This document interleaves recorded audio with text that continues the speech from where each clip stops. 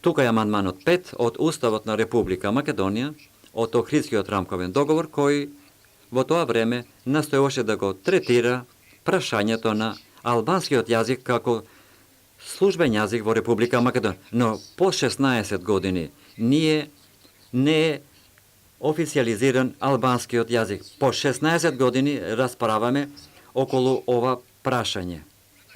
Во овие години сме имале разни дебати и од представници од политички партии, од ДУИ и од други, дека албанскиот јазик е службен.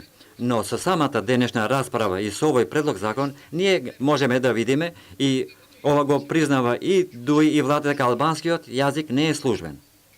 Значи, албанскиот јазик не беше воопшто официјален и, за жал, по 16 години од овој договор, 27 години по независноста, ние се уште разгледуваме едно отворено прашање. Жалам, ова прашање ќе остане отворено затоа што и со овој предлог закон ние не нудиме решение за кое се ангажираат албанците во Република Македонија